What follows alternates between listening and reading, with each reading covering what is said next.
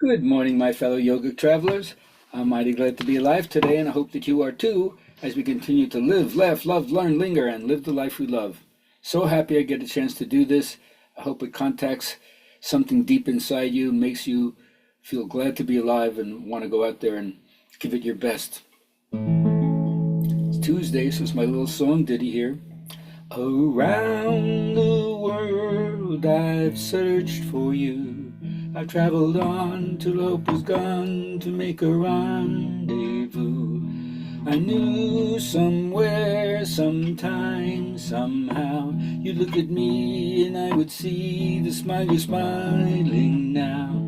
It might have been in County Down, or in New York and Gay Paris, or even London town. No more will I go all around the world. I found my world in you. I didn't get the chords right to that, but you got the idea.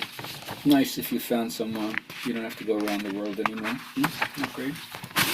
All right, disappointing affirmations. We're almost at the end here. Oh my God. And I'll go back to my toxic positivity. Disappointing affirmation for today. You can do it, in the half-assed way you usually do things.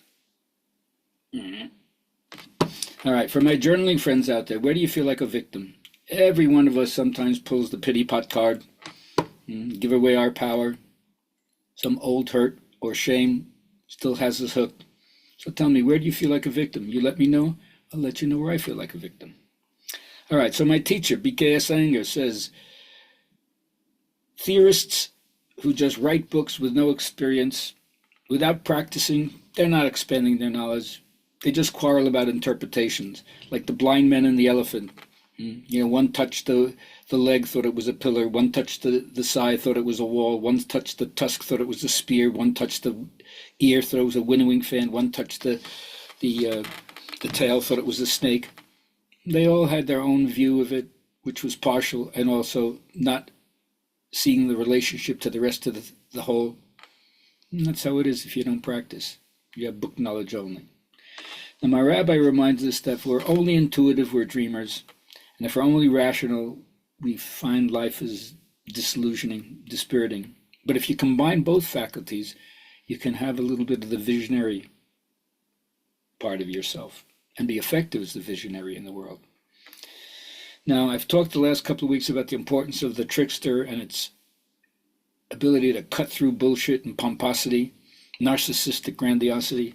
But at the same time, if you have too much trickster on, then you're not going to understand that in order to be healed, you got to have reverence for something. If you just say it's all bullshit, you never develop. The curse of sophistication is you don't believe in anything. Then you don't stand for anything and maybe not even have moral values.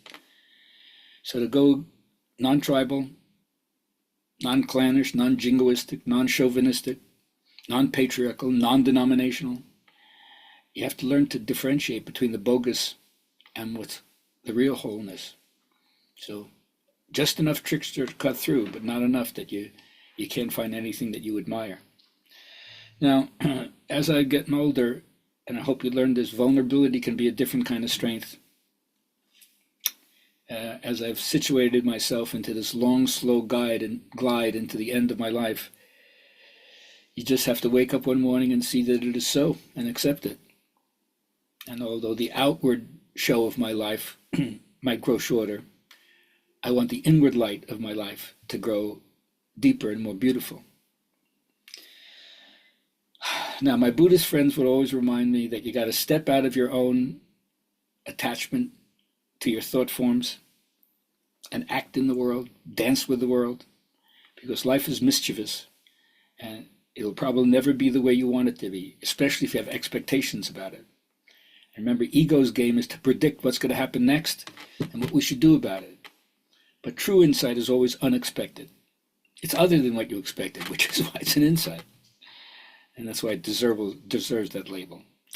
So sit down, spend some time in silence. If you don't want to think of it as meditating, it's too formal. Just be out in nature.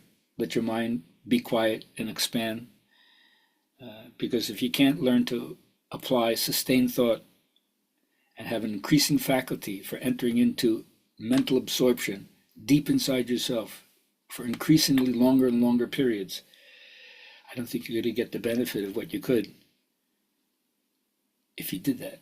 So I highly recommend you do that. And of course, when you do that, that is the time when you'll be rewiring your head and doing the whole affirmation thing. The basic principle is that, your mind is the cause of everything. So when you're thinking, which is just picturing in your mind, this is the most important thing you'll ever hear from me or anybody else. Follow that path of least resistance within you, which always feels good and always and only comes from connecting you to the source of yourself. Starting to advertise for a week from Saturday on August 9th, I'll be teaching a restorative class and then a full moon goddess ceremony at Yoga Seed. So check it out. Hope you can join us. It's from 6 to 8 o'clock on Saturday night. Have a great day.